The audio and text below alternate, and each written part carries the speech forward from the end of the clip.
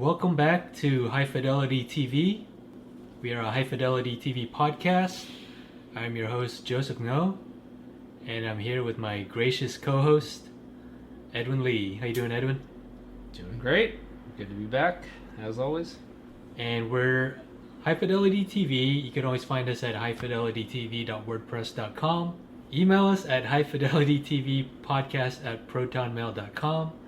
Find us on Instagram at High Fidelity TV Podcast. We are a podcast about High Fidelity, the TV series, which is streaming on Hulu. And this episode is episode 7, where we're going to talk about episode 7, Me Time. It's called episode 7, Me Time. Alright, but before that, we're going to get into our top 5 list, which Edwin was in charge of because he won the trivia contest. You're Yeah, good job, Edwin. You're the trivia master, aren't you? Well, it was a very narrow margin of victory. I think it was 5-4. So. Yeah. Very close. Close call. But your top 5 list was comprised of?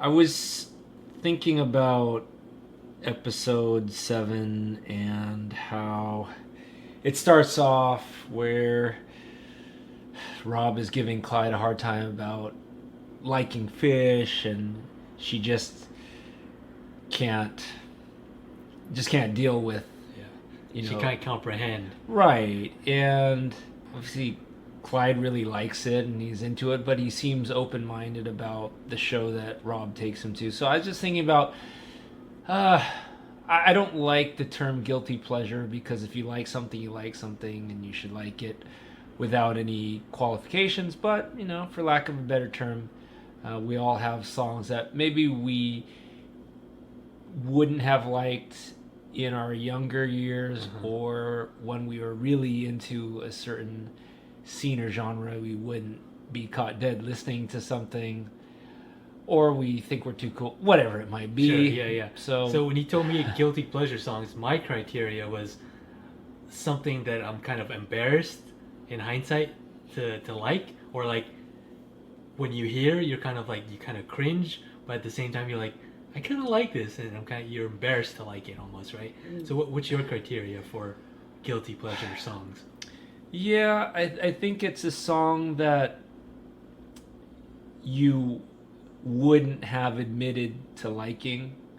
Like, especially when it released, right? Yeah, in this day and age, I think anything goes, and that's cool. That's what I like about music fandom now.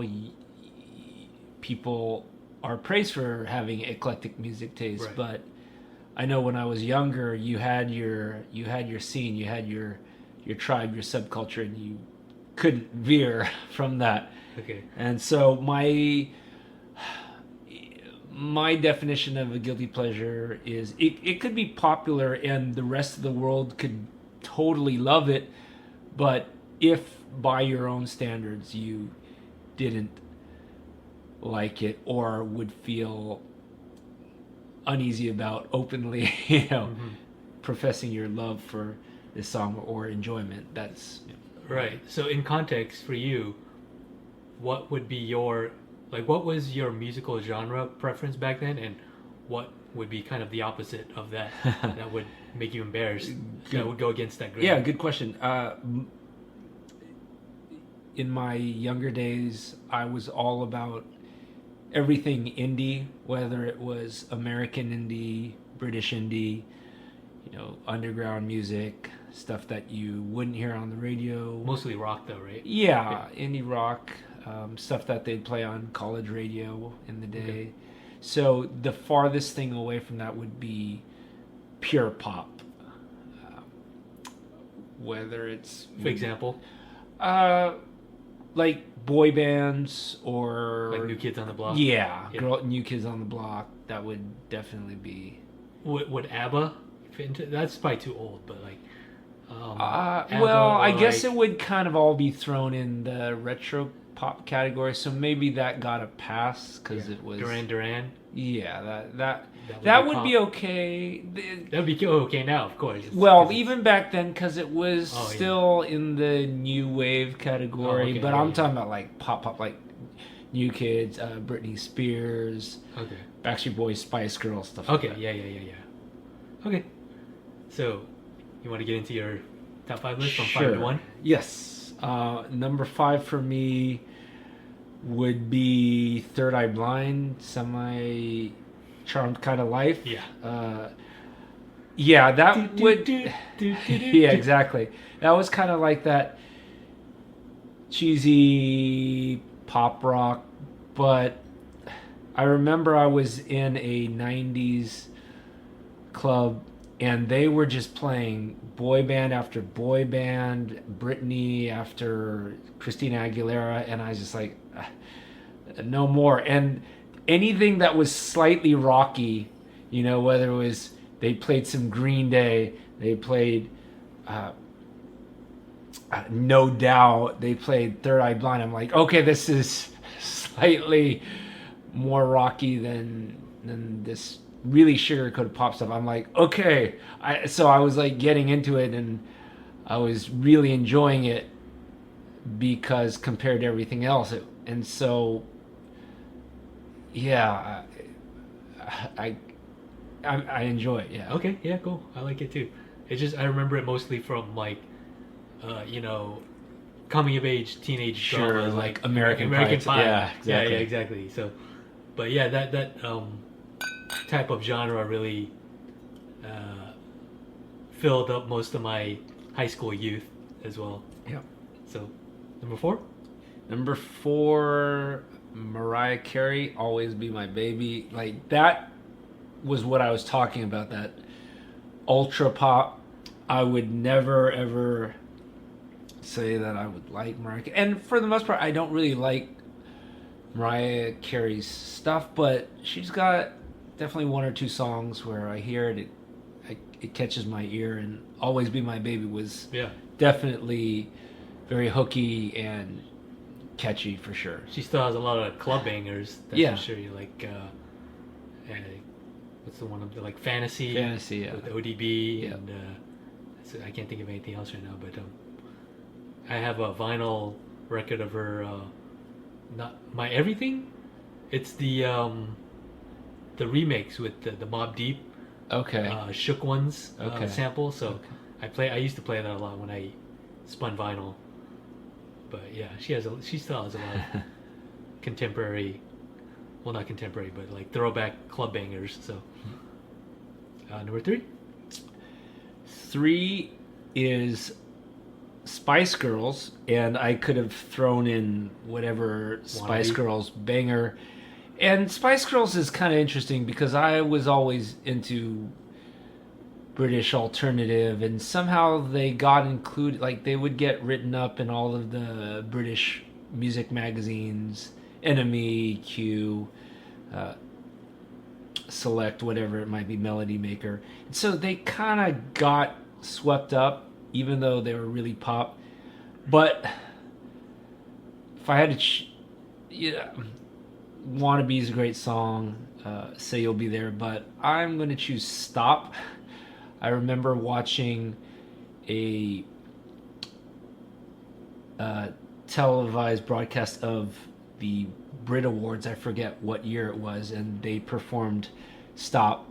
And yeah, I Can you sing it for me? Stop right now. Thank you very much. Yeah, okay. I just know Wannabe. Okay. It's got a very Motown vibe, and when I hear that song, it's kind of a lesser work in their canon. Is it a single though? Yeah, it was a single. Okay. But it was off their second album, and it was like the 3rd single off their second album. I mean, I bet you if you played it, at one of your gigs today, nobody would really know what that is, right? But I remember one time, like it was like prime time at one of your gigs. I think it was at the Pike Bar, and you played Wannabe in the middle of just like a pop set or just like a dance set, and people just like went wild. I'm like, holy shit! Like I turned over. I was probably at the bar. I turned over. I was like, holy! I looked over at you. Like I was like, kind of, you were playing it ironically probably, but these people like got it, because they are kind of a hipster crowd. I didn't play it ironically. I genuinely like it, love it, Okay. back it. So, but I knew it would get a response. Yeah, they probably Yeah. thought you played it ironically, and it doesn't matter what your original intention is, as long as they like it, right? Right. So, cool. Number 2 is Miley Cyrus Party in the USA. Yeah, I thought it was too poppy when it came out, but What year did it come out? I don't even know. Early mid 2000s or 2010s? Maybe never got into maybe Miley. like Early? later 2000, maybe Oh, like okay. 2007. Yeah. I don't know, but just listening to it again, it's catchy. The production's really good. Do you have it on vinyl? Oh no, I've been looking for it Oh, really? actually. Okay. I don't think they pressed it on vinyl. Waiting for the repress, or Repress. the first press, whatever you want to call it. But Cool. yeah, I'm very interested to know what your number 1 is. number 1 is "Last Resort" by Papa Roach. This is our last Yeah. resort. I hated new metal when it was out. The vast majority of new metal I can't get into, but I was at an indie club in Manchester, England, and I was expecting to hear Oasis and Blur and New Order and the Smiths, which they played, but they would intersperse a lot of American new metal, and it was a youngish crowd, and that was what was in at the time. And I'm like, oh no, I didn't come to hear this. But then they played that opening riff. It's super heavy. Everyone was going crazy. I'm like, Right. what's going on? And for some reason, I don't know what it was, but I was really feeling it and was just, bopping my head. Yeah. And I was like, okay, I'm ashamed to admit, but maybe not too big on myself to admit that, hey, I'm really into this. So, Yeah, okay. So whenever I hear that, I enjoy myself. Right. And it is like a rock song, so it's very energetic. Yeah. So, How all about, right. So how about you, Joseph? What's your top 5? Well, I just wanted to say great list, Thank you. and you made me like rethink. Maybe I should add a new metal song, rap metal song of my own, because I do remember the genre very clearly. I do remember liking a Limp Bizkit song of maybe Nookie, or so maybe I'll just add that as like an honorable mention, Nookie by Limp Bizkit. Okay. Or any song from like Linkin Park, even like Okay. probably one of the songs from the Transformers movies, I would say. But no, my list is mainly because unlike you, I grew up on hip hop, like hardcore gangster rap hip hop, like Snoop Dogg and Tupac and Biggie Smalls. So any song that was like R&B, or that it was like faintly kind of sentimental or poppy or melodramatic love song, I felt guilty for liking. You know what I mean? Because I grew up on being this hardcore hip hop lover. So, but there's two sides to every coin, right? Sure. You got to have a sensitive side to your hardcore side. Sure. And my list is mainly probably R&B, 90s R&B. So let me start with number 5, which is not quite like an urban R&B song, but I remember it being on like the Fat 5 at 9, or is like on 92.3 The Beat as a number 1 song for the longest time. And it's Celine Dion, My Heart Will Go On, Okay. from the Titanic soundtrack. To this day, I remember my grandma used to play it on the piano all the time, and I was just like, oh, like I was kind of embarrassed every time I heard the opening melody, like piano riff, and I just be like, why are you playing this? It's like, no, but it does hold a special place in my heart just because of Titanic, and because it garnered so much attention in my youth, Sure. So Celine Dion is my number 5.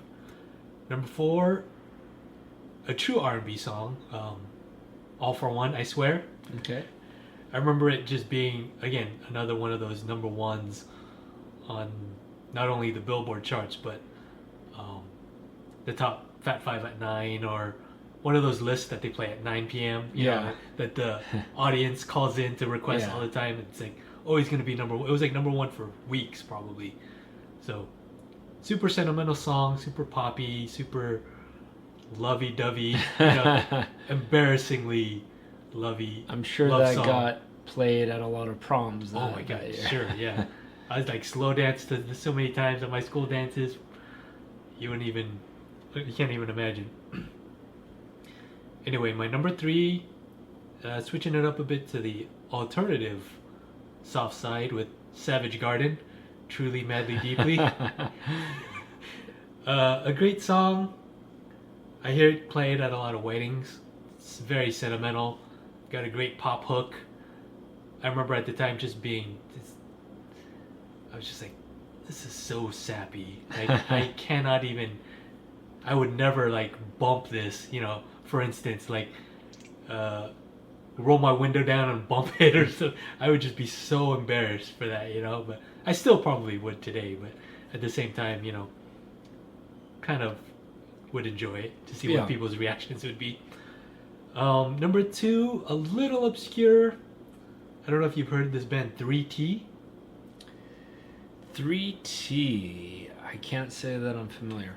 Okay, maybe I'll play a sample for the audience to listen to, but they were a band, maybe I think produced or managed by Michael Jackson. Okay. And the song is called Anything. It's like, I would do anything for you. Oh, I would. Sorry, I have a terrible. I can't hit the pitch or the tone, or I don't have the right. Anyway, but I have a cool little story about this.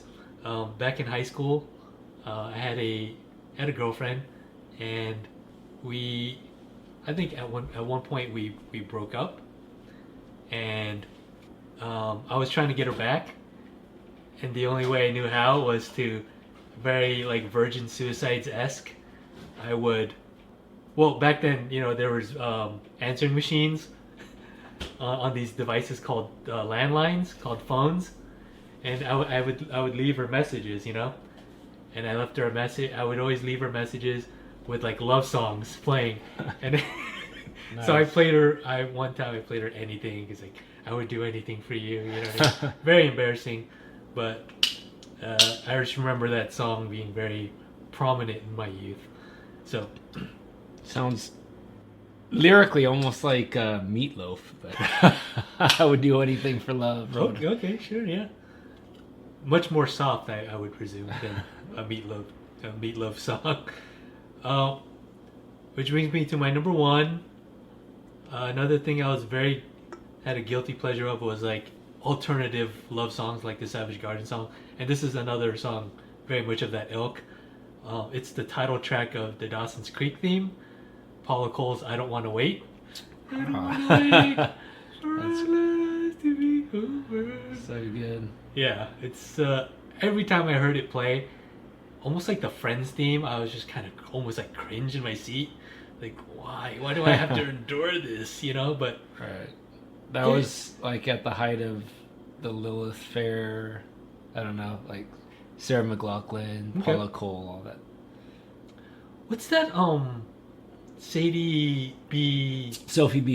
Hawkins. What's that song called? That's another kind of. Damn, I wish I was your love or something. No. It's like. Wasn't it Damn something? No. It was like, it felt like springtime on this February morning.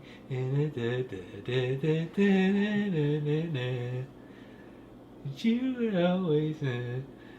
I don't know. I'm gonna cut that. Okay. I'll just play the track. But I don't remember. I should have put that in my list too. But it's of that ilk. Which is like super sappy, super sentimental. But I love it. I could like. This is something. In high school, I would never like play or admit to my friends that I would like, but I would like secretly play and like kind of enjoy. That's the definition of guilty pleasure. Right? Oh yeah. So great, great topic, and thank you for letting me purge my my emotions out and embarrassingly show my personal history and of guilty pleasures. Thank you so much, Edwin, for that. You're welcome. So let's get into the episode, shall we? Yeah. But before that, I wanted to ask you, Edwin. We are in episode 7 now. A lot of stuff has happened so far. Mm-hmm. A lot of deviations from the film. Yep. A lot of new characters that maybe weren't in the movie. Or it could be amalgamations of one other character. Who knows? But what do you think of the season so far? I'm loving the show. Yeah. I really am. I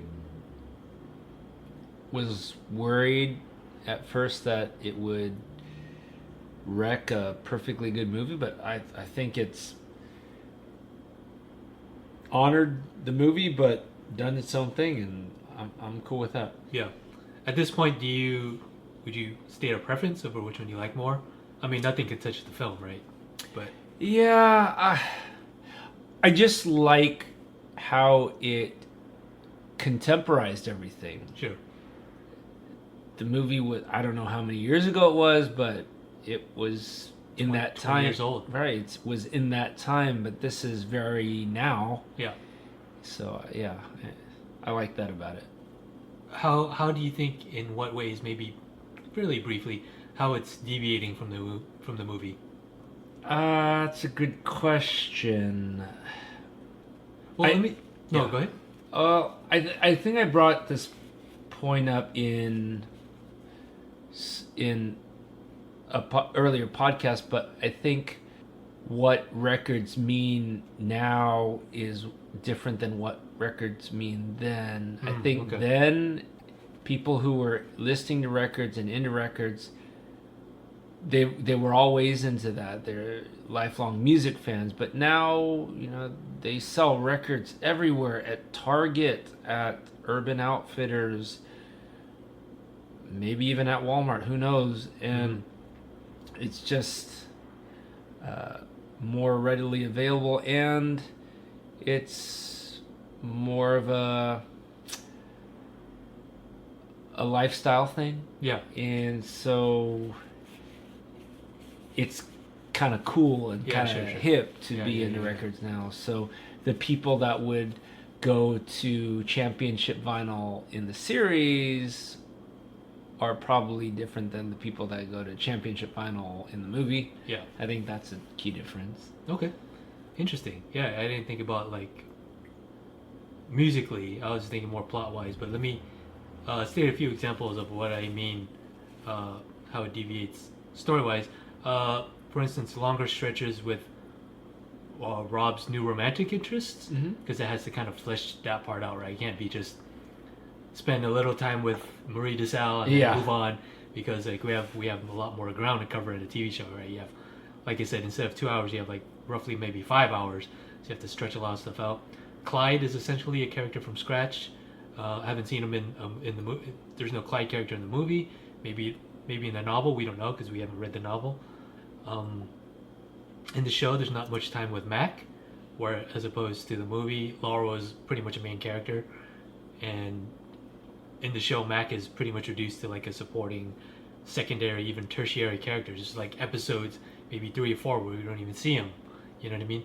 I mean, he's always kind of in the background. He's always lingering because Rob's going through that breakup, right? So there's always the ghost of Mac in the shadows. But do you think that's what do you think about that? Do you? Oh, I would agree. Okay. And do you like that so far, or? Yeah, just because it's different. I don't want a total retread of the movie, like a shot-by-shot remake. That would be uninteresting. Right. Yeah, I mean, I guess what I'm trying to say and what I'm trying to hint at is, without spoiling too much of the future, is that the themes of the TV show seem to be a bit different, whereas the film, it seems like Rob needed to change to fit the mold of being a better boyfriend to Laura. The show, it seems like Rob needs to change for the betterment of herself and just kind of moving on, you know what I mean? Mac is almost like an important part of her, but not like the end goal. You know what I mean? It's more about herself and more about the future. Which I don't know. Does that make sense? Yeah. Okay, cool. Okay, so episode 7 was written by Franklin Hardy, directed by Jeffrey Reiner, one of the mainstay directors of the series. It's called Me Time, and of course was aired. Well, the hour dropped on February 14th, 2020. And so, what do you think of Me Time in general? I really enjoyed it. I thought there was a lot of different things going on, which made for a variety of plot points. Yeah. So I enjoyed it. Okay. I got what I wished for. I said I wanted more Cameron. I wanted more Nikki. I mean, we didn't get the Nikki part, but we got more Cameron, to which you revealed to me earlier that you didn't really like Cameron, which is kind of surprising to me. I'm not a big Cameron fan. I personally think he's very funny, and obviously he's supposed to mirror the Joan Cusack character, but whereas the Joan Cusack character is more of kind of like a nag, and like, you know, a thorn in Rob's side all the time, just like always. I don't want to say belittling him, but kind of just, I don't know what the word is for it, but I can't think of it right now. But this Cameron seemed a lot more upbeat and a lot more cheery and a lot just more supportive in general. You know what I mean? I like that difference. And it seems like he's the good guy. It always seems like he's caught in the middle of this feud between Rob and Mac, and it seems like Rob's the bad guy. Whereas in the film, it's like, I guess because we spend a lot more time. We don't get to spend a lot of time with Liz. I think her name was Rob's sister in the film, played by Joan Cusack. Yep. So we didn't really get to see her perspective. So she was always kind of one note cast as this kind of, like I said, thorn in Rob's side. So cool. Let's get into the first scene of Me Time. And she's at a show with Clyde. Why is there stigma on being alone? Okay, question. Why is there such a stigma around being single? I mean, we're born alone, we're gonna die alone. Even when you're with someone, you're alone, right? I mean, this is all pretty basic stuff, philosophically speaking. I'm just saying, as a single person, it's honestly pretty great. As a single person, it's actually pretty great. And they are at some kind of a funk show, right? Or is it, what would you classify that genre as? I thought it was... It seemed kind of like jazzy? Afro... Oh, okay. Right. I don't know, Afrobeat, I guess. Yeah. It was, Maybe even... Music sounded good. I'm not familiar with the band, but it sounded good. Yeah. It sounded very eclectic, as Clyde says. So you like to cultivate a kind of eclectic musical experience for yourself, huh? I guess so. I just, I like good music, so... Is there any music you don't like? Fish. Right. He's like, you have a very eclectic musical experience, don't you? Right, and I took that to be, again, I think the TV show has hit on this theme before of like music fans speaking a different language than casual music listeners. It's like, for Clyde, this going to a show like that, it was a thing, and he uses word like, ooh, eclectic, and this, like that. But Rob's just like, I just like good music. Yeah. And I totally related to that. It's like, I just like good music, and people might look at my record collection or your record collection and be like, oh, wow, this is so eclectic. But no, it's just like, we like what we like, and it might be all over the place, and there's probably a lot of stuff that other people might not recognize, and we're not trying to be, I don't know, highbrow or eclectic. It's just like, we like that record or that band just because it sounds cool. And this is the reveal of Clyde, who likes fish. Don't do that. Sorry, You man. know how much that hurts. 17-minute guitar solos are not a thing. It's not even music, it's more of a state of being. Hey, you know I'm white, right? You know that, yeah? Okay. Yeah.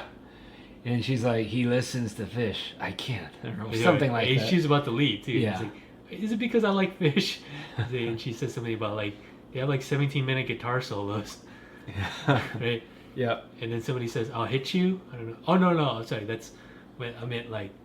Oh like, I'll yeah, hit you on the that phone. comes later. Like before that though, he's saying, "Well, it's more than just the music. I think he says it's a state of being," and then he follows it up with like, I'm right. I'm white, right? Yeah. And so, I don't know.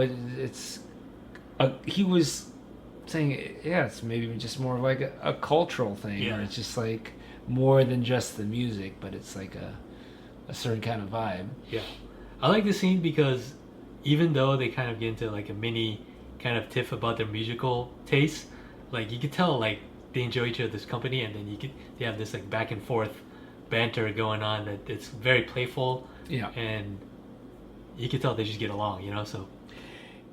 But also you see that And there's chemistry. Clyde outwardly likes Rob more than Rob will admit right. she likes, or shows that she likes Clyde.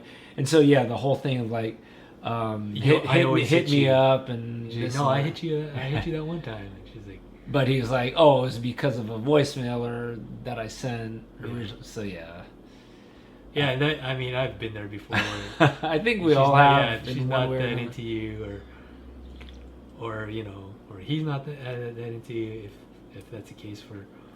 But yeah, it's never fun, and you're always putting more effort into it than they are, and you can just tell he's almost torn by it, but still trying to make light of the situation. So moving on to the next scene at the shop. Peachy and Shane borrowing more records, and this is where you hear some more Beta Band. What's up, prodigies? Hey, Rob. Cool if we borrow some wax today? Yeah, help yourself. Yes, and That's that pretty cool. That's a was cool callback definitely again, right? one of my top 5 moments. It was so good to hear the Beta Band, a nice reference to the movie. Yeah. Because in that Beta Band scene in the show, it's the Swamp Dog instead of Beta Band. I'm like, oh, okay. They're not going to play the Beta Band. That would be too on the nose. Yeah, exactly. Who is this? Who is this? It's the Beta Band. It's tight. I know. But to hear it in the opening title, that was cool. And then Peachy and Shane say, "It's good." Yeah. To which Rob says, "I know," or whatever. So the line comes up again. So that's kind of cool. I didn't even see that. They do that a lot. Like, "This is cool," or "It's tight." And "I know." Yeah. The last scene was my number 5 moment for me. The fish and them at the opening show. By the way. So in this scene where Peachy and Shane come into the store asking Rob, is it okay if we borrow some wax today? And Sharice is all jealous, like she's just like yeah, she's just scoffing and not a happy camper. And the girl says, hearing the Beta Band, "Oh, who's this?" And Sharice is mocking, "Who's this?" or whatever. I thought that was funny. Yeah. One thing I did notice, I don't know if it was Rob mispronouncing Beta Band. She says it's the Beta Band. Beta Band, I'm like, have I been pronouncing it wrong this whole time, or is she mispronouncing it? I don't know. I think it's Beta Band. But that kind of like... It's Betamax, it's not Betamax. Right. But that made me like second guess things for a second. But just overthinking it. Yeah, I think it was just probably a... Yeah, so and then Peachy and Shane ask Sharice if she wants to jam sometime. Yeah, maybe. I'll think about it. Right? Oh, yeah, totally plays it off casually. Yeah, plays it cool. Hey, is this you? Good. Would you want to jam with us sometime? Our singer just got accepted to Sarah Lawrence. Yeah, maybe. I'll think about it. Well, stop by the warehouse sometime if you want. All right, Mama, I'll let you know. That was my second moment. It's like, cool. She's just dying to jam with somebody.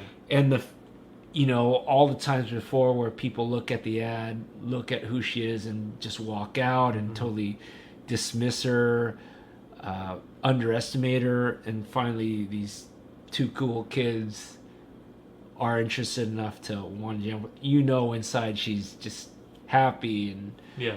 wanting to be enthusiastic, but yeah, she's got to play it cool. Yeah. It's a cool subversion of their relationship because she's always hated him. Right? Yeah. Kind of looked at him with disdain and jealousy, and so, and then I don't know if this is a top moment. It should be, but I really did like when Cameron tells Simon the story of Anthony Cletus.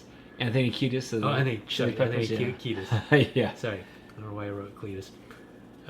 But he was like, yeah, did I tell you the story? And Simon he's like, yeah, remembers everything. And he was at some festival. Was it Lollapalooza or something like that? Or Yeah, because he was working for Stereo Gum. yeah, he was a Stereo Gum journalist. He's like, yeah, I remember you because of you remember me because of your fedora, right? He just like verbatim, like telling him every detail, and Simon's just repeating. Yeah. You can just tell that Cameron loves to tell that story. Right? You've mentioned that. He shows up just wasted and like 2 hours late. But you know what the best part was? He said he remembered you from Lollapalooza. Yes. But the reason that he remembered Because of the hat. Yes, my fucking fedora. Can you believe that shit? I can. I think we all have a friend Yeah. who repeats stories, and I don't know, maybe you might. I don't think I'm a person that repeats stories, but we all have Yeah. a friend that does that. He's very proud of the moment. Man. Yeah. You can't fault him for that. Yeah. And then in the same scene, the Hammer visits the record store. Oh yeah, the Hammer. I don't know who he's played by, but he looks very familiar. I don't know. No, he's not the guy I'm thinking about. But I thought for a while I thought he was Buzz from Home Alone. Okay. You know what I'm talking about? He kind of looks like him, but not really. Anyway, so he visits the record store. He's looking at the Hurley record by Weezer. Uh-huh. Yeah, I just like that comment that Charisse is like, you look in the back? Or Yeah, underneath the price tag or something. Yeah. Hey, how much for this limited edition Hurley? The answer you seek is hidden behind the number on the price tag. Keyword price tag.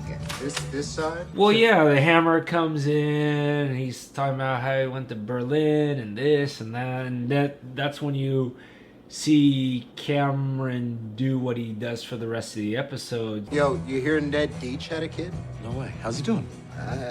He seems fine on Instagram.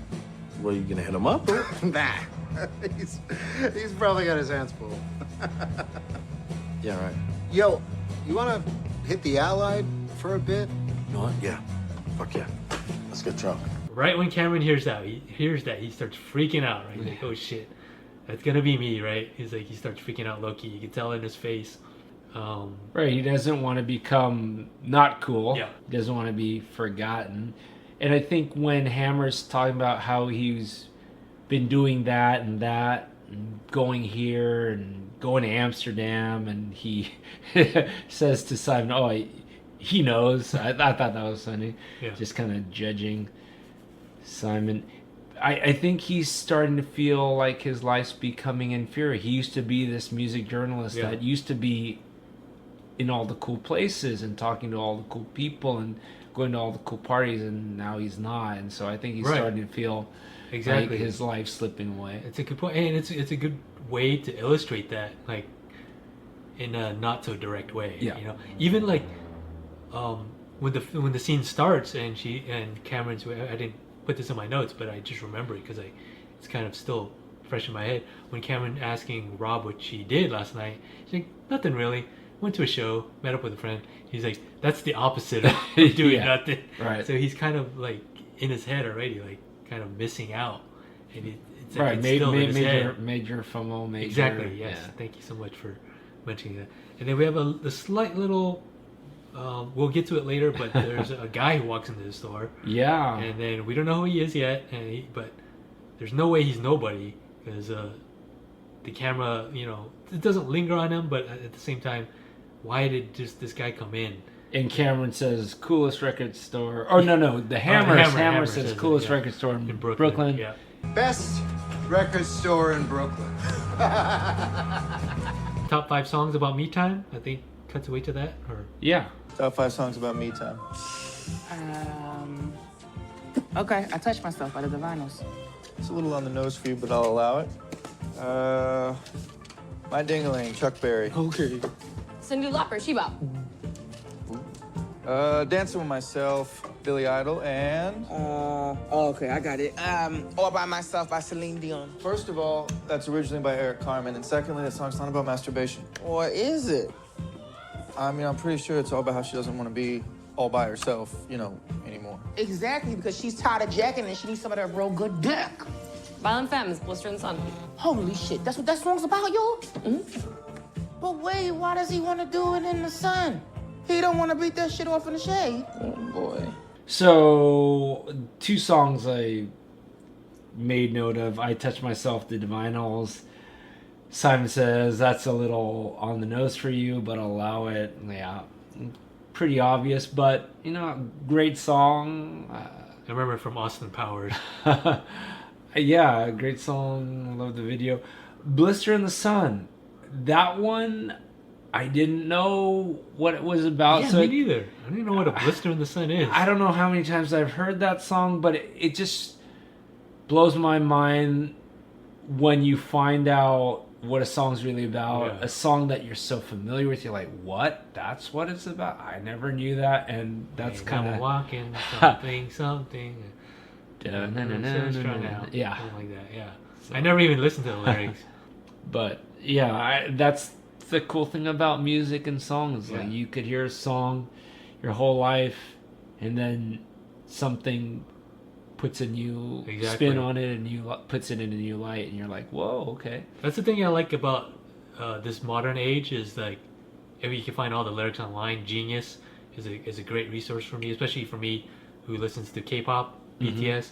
A lot of the songs I listen to over and over, even if it has like an English title, I don't know what the song's about. So it translates it. Yeah. Oh, so that's cool. I read like even the Romanized, and I read the English subtitles. I'm like, oh, that makes a lot more sense now. Like the melody was great, and the song really moved me, but now it moves me even more. So nice. A couple of Dancing with Myself and Blister in the Sun were also cool covers by Nouvelle Vague. Okay. The lounge cover songs of 80s songs. So I was obsessed with Nouvelle Vague back in the day.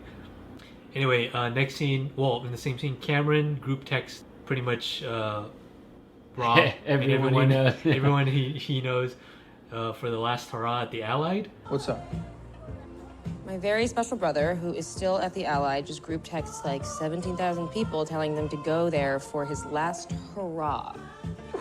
It's dark. A little bit, yeah. Right. I forget who says, but someone says, that's dark. Yeah. Right. But yeah, we already know, we knew that he went to the bar with the Hammer, and obviously they've been drinking, so he's like, oh, yeah. When they left, they were like, yeah, I'll get a drink with you. Right, and the record store closes, so Rob's asking Sharice if she wants to go, but Sharice is going to not even jam with the kids. She's going to go and, give advice. Right. Sure. But before that, Simon asked Rob what she thinks of his shirt. He's like, what do you... He just has a t-shirt on, and we'll get more into that later. But then, Sharice decides to visit Peachy and Shane. She doesn't want to jam with him, but she wants to give him advice, he said. Simon. Last hurrah. Allied, let's go. No, Cameron and the Midlife Crisis Brigade slamming vodka shots and close talking at me. Come on, it won't be that bad. I would literally rather listen to Creed. Well. And Simon says he would rather listen to Creed. He would rather listen to Creed than join the Midlife Crisis Brigade. Yeah, that was with all the close talkers. Yeah, sick burn there. But I can... You mean to Creed? Totally, and that's and Rob was like, say no more. Once you drop that, you're like, okay. With Arms Wide Open, did they sing that? What's the top Creed song? Higher, take me higher. Okay, it sounds like With Arms Wide Open. I think that maybe that's a lyric from that song. Maybe I have no idea. Okay, cool. To Cameron's last hurrah. Yes. Friends are toasting. Dry whiskey, por favor. So he said, I like how the Hammer did the German three, in Inglourious Basterds. Yeah. And then he's like, por favor. So he's German and Mexican. Pretty cool. He's very culturally diverse. He's been around the world. Polyglot. Or maybe he's just really drunk. right? Oh, Roberto is here. My life is made. Bartender, signori, try whiskey bitter danke for my 3 best friends. Cameron's jukebox takeover. He's taking over the jukebox, and Rob's freaking out that he invited Mac, right? Yes. And she sees Lily for the first time. Yes. So she's freaking out. A lot of stuff going on here, right? A lot of crazy firsts. Rob is about to leave and is approached by Lily. And then this is where you get that cool multiple scenario scene where like it echoes the Ian scene in the movie. Yeah, hi. Hey, I just want to say hi and introduce myself. Yeah, it's nice to meet you. You fucking bitch. I'm Lily. I'm Mac's fiance. Bitch!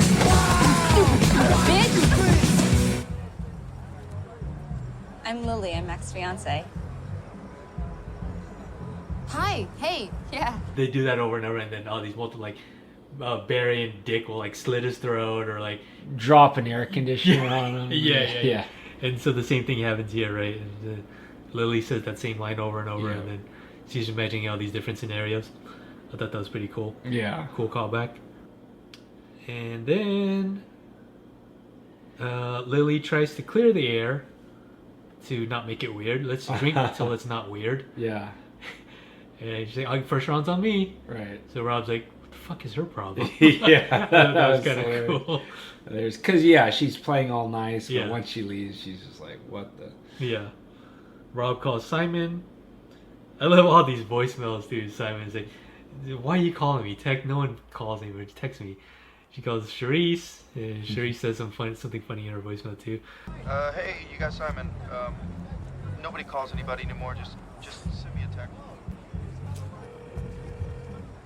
You out here calling my phone, worried about what I'm doing for what you Kidding me. And then she calls somebody else. We don't know who it is, but we probably... Yeah, you got to read between the lines. Yeah, it's Clyde. It's Clyde. So, commercial break. And he's going to be the one to pick up. Yeah, because he's thirsty. And he's a earnest guy. Yeah. And he's waiting for her to hit him up. Yeah, exactly. As was set up earlier in the episode. So, act break, commercial. Into the next scene, Mac, Lily, and Rob interact on their own, right? Yeah. And it's super weird. Right, because Rob and Mac are reminiscing, and you can feel the awkwardness with Lily and Clyde, who feel... No. Well, before Clyde enters, they're just talking on their own. Oh, okay. And then Lily... Sure. Yeah, you can feel Lily's kind of left out because they do have previous history and they do have previous chemistry. Doing some volunteering. Well, thanks. Now I feel even worse. Sorry, man. He's joking. Sorry. Oh, okay. I'm not. Sorry, I'm not joking. It's free classes for these kids for like underprivileged youth, and they do it once a week, but I go like twice a month to try to, chip in. Oh, I didn't know that. But once Clyde gets there... Clyde gets there, and it gets even more awkward. Yeah, and they feel on the outside of their jokes and their inside conversations. He was at the gym. Clyde comes, and they talk, and there's a lot of awkward silence. And Rob gives him some of her drink to quell the awkwardness. We find out Clyde has a fear of kids. I have a fear of kids. They intimidate me. What? How do kids intimidate you? I don't know. I just want them to like me a lot, and I try to impress them, and I kind of freeze up, and then I try really hard, and they can sense how thirsty I am for approval, and then I really go for it and spin out, and it gets weird, and it's not good for anyone. I don't know how that got brought up. Maybe he was just really awkward, and he just wanted to bring up something about himself, right? Well, he talked about where they asked him where he was, and he said my climbing gym, and he said he was there to volunteer, and started that whole thing. He almost knocked over a wheelchair racer. Okay, yeah, that I will take the blame. As you should. Yes, and I do. Oh, do you? No, I don't actually. Oh my god! Oh my god, you can't see that! Yeah, so he sees Rob and Mac's chemistry. You can tell something's clicking in his brain. Something's weird. He doesn't know what to pinpoint. Lily offers another round to quell the awkwardness, and then we get a cool montage of the party shots, and then Rob and Lily cross paths in the bathroom. You and Clyde are really cute together, by the way. Oh, that's not. No. I was just saying to Mac that we should, like, all hang out together sometime, you know? Like, double date. Yeah. Yeah, that would be. We'd love that. And this is where Lily suggests a double date. Yep. Rob's like, I don't know, maybe. She's just like, she doesn't know how to say no. She's just like, oh.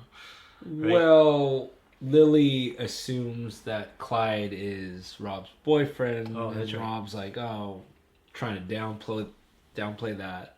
That's right, because we don't know where they stand. Yeah. They're just hanging out at this point. I mean, they slept together, but there's a question mark in their relationship right now, right? Mm-hmm. So back with Hammer Slam with Clyde, Cameron, and Hammer. So I guess the rules are every time you see Hammer Slam. Every time there's a new song, Hammer Slam. And Clyde says, pretty much so, you're never not taking shots. He's like, I'm down with that. There he is. Come on, do you hammer slam? Yeah, slam? sure. What's hammer slam? Well, that's the hammer. So when you see the hammer, what you're doing, hammer slam. Or, anytime there's a new song, hammer slam. Oh, so it's just never not taking shots. Yes. Yeah, okay, I got it. Yeah. And this is, I guess, a part where you hate. Quickly, the top 5 songs about Me Time was one of my number 3 moment. And this Hammer Slam moment is my number 2 moment. Apparently, you didn't like the part where the slow gin fist guy comes. Well, I didn't like... Is that what it's called? What is that thing called? A slow gin fizz, yeah. Oh, slow gin fizz. I wrote fist. I don't know. What is a slow gin fizz? It's just a gin-based cocktail. Okay. Yeah, I didn't like the way that Cameron was treating him. Drunk or not, he was just being belligerent. Okay. And it didn't make me... It's a characteristic like Cameron, you don't like too much, I guess. But you know, we don't really know Cameron that well. I've seen him from his limited interaction with Rob. He seems like a down to earth guy, and I think he's just had too much to drink, and he's kind of projecting all of his aggression to other people. Sure. So, not to kind of in defense of him, but he's like, no one calls Ned Dici anymore. I don't know who. Deitch, yeah, Ned Deitch. Deitch? Yeah. I couldn't really. I didn't have the subtitles on, so like no one calls Ned anymore. Know why? Because he had a baby. so Cameron's just like in his insecurities, like just right. You could all coming out. The actor playing Cameron did a good job. You could see the fear in his face, the trepidation of like, sure. That's gonna be me, or maybe I'm already in that same space. And it's all coming out, as they say, in vino veritas. Right? Wine brings out the truth, and he's had a lot of wine there. So Clyde finds out from Cameron, because Cameron just spits it out, that Rob was engaged to Mac. And like Rob's all bummed because Mac broke off the engagement, and like she dodged a bullet. She wants to be mad at me. And that was a hard way to learn, and you could see just awkwardness in Clyde's. Well, not the awkwardness, just like the disappointment, and just he's let down by that, right? And I think it goes to where the Hammer and Cam go off to the bathroom to do coke. Yeah. And I thought it was a clever juxtaposition where Lily and Mac and Rob and Clyde are talking about typical couple date night stuff, and then it would cut to them right. Yeah. Hammer and Cam doing. And this is where, again, I'm kind of defending Cameron because I like him, but at this point you gotta assume that he's been doing coke with Hammer. You know what I mean? You get the bag's half empty. Right. That's they've what probably been just doing coke and drinking all night, like since they've been there. Mm-hmm. So of course he's kind of an asshole at this point, which is why I think you think he's a dick. But it's the coke talking, man. It's the booze talking. So yeah, Cameron runs into Rob in the bathroom. He's talking about dishwasher cabinets. His famed idea is like, not the dishwasher cabinets again. Clyde saves Rob. Oh yeah, so this is later. Clyde saves Rob with the double date idea. He's like, yeah, that would be a great idea. He like puts his arm around her. Yeah. Yeah, so Cameron, of course, is completely belligerent off coke and alcohol, and calls out Rob pretty much aggressively, like transferring all his problems onto her. He's been transferring to everyone. But at this point, like, he calls her out on all her shit. Like, I'm Rob, and my whole life is pain and problems. So just quick math. Maybe you're the problem. I don't know what that caused that. One of the funny lines that I made a note of is like, "You're an adult. You're dressed like a little boy," because she had the Boy Scout uniform. Or Cub Scout uniform. Sure. So, and then that leads Rob to calling him an asshole. You're a real asshole, or you're a real dick. I forgot what exactly she says. And she goes outside with Clyde. Clyde, pretty much like, I couldn't take being there anymore. I just wanted to not be in there. And he pretty much, this is a key scene here, because and it's my number one moment, just because we see Clyde, finally have the gall and stand up for himself. And he calls out Rob for using him tonight, pretty much, right? You could see the frustration and being upset in Clyde's face building up, and the actor who plays Clyde, I think, did a great job of trying to stifle that anger and frustration of being, toyed with and being, yanked around. But in this scene, he can't let it all out. Right, this scene, he barely knows her. I really enjoyed I enjoyed the acting, because it started off as joking around, where Rob says, "Oh, you're my best fake boyfriend," and that whole bit, "You're the best." But then when Clyde puts it all out there, "So how do you feel about this?" and Rob says, "I don't know," you could tell Clyde totally feels led on. Yeah. But I don't want to do this thing where I'm like your fake boyfriend. I don't want to be your best fake boyfriend. So I guess I'm just asking you, like, is this a thing? Yes or no? I don't know. He's asking her point blank, "Is this a thing? Yes or no?" And Rob responds, "I don't know." That crystallized everything for Clyde at that moment. Yeah, it's a great character moment for Clyde, because, like you said, he declares his intentions. He states he doesn't want to be the fake boyfriend anymore. He asks her if this is real. He could tell, like, he's been through this before. He's been through, like, toxic relationships, and who among us hasn't been through that and try to cut it out? But it's just too kind of, we're pulled in by it. It's like inertia. It's science, man. You just can't. You're pulled in. You're sucked into it. And he's saying he's like worked so hard to cut this chaos out of his life, like you said. I like when he says, like, "I don't know what to do with these feelings," and I love what you said, how he's just kind of holding back all this like rage, because he can't let it out. You can tell he's the kind of person that, like, almost bottles his emotions in. Right. And obviously at this point, like, he's been drinking. I'm sorry. Let me. Sorry. Mark that. Yeah. I'm so sorry.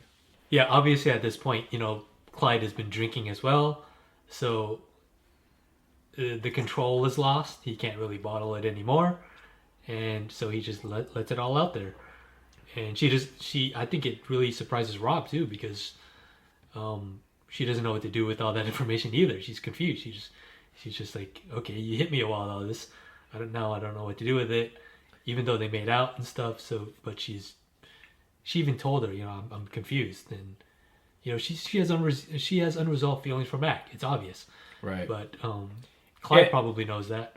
So it's a lot of heavy stuff in this scene, and him showing his true feelings manifests in a physical way when they go back into the bar. Oh, right. Yeah, where exactly. Yeah, he takes it all out on the Gin Fizz guy. He punches the guy out of frustration. He punches Gin Fizz. Right. You know what? It's gonna... Hey, fuck you, man! But Cameron was fighting with him first. Right. Cameron belligerent. was a douche. He started it. But then the Slow Gin Fizz guy says something to Clyde, and he just punches him. Yeah. It's a good way of just all that just build up. To right, the it's a boiling point. Yeah, exactly. So brings us to the resolution part. I guess Act 5. Right, they're sitting on the curb. Yeah, they're sitting on the curb. Rob and Cameron outside the Allied. Nikki comes to pick him up. I'm so excited to have this baby with you. I don't want to lose the person that I used to be. That guy's... I like that guy. Super chill. The first thing that's gonna happen after I have this baby is I'm gonna get drunk as fuck. You know what I'm saying? I'm talking like lose my shoes, post a bunch of crazy, blurry Instagram stories, come home and dump cereal all over the kitchen. After that, we may both have to grow up. Yeah, you can tell that Cameron's moved, Rob is moved. And then Cameron apologizes to Rob. But what'd you think about this? That was my 5th of my top 5 moments. Number 4 for me, yeah. Where Cameron is being very real and saying, yeah, I don't want to lose that person I used to be. You know, that person was cool, that person was fun. I think that's a very real sentiment that everyone has to tackle as they get older.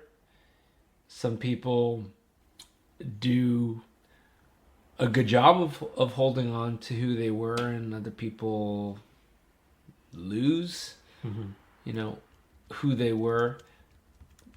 But I can understand where Cameron's coming from. And sure.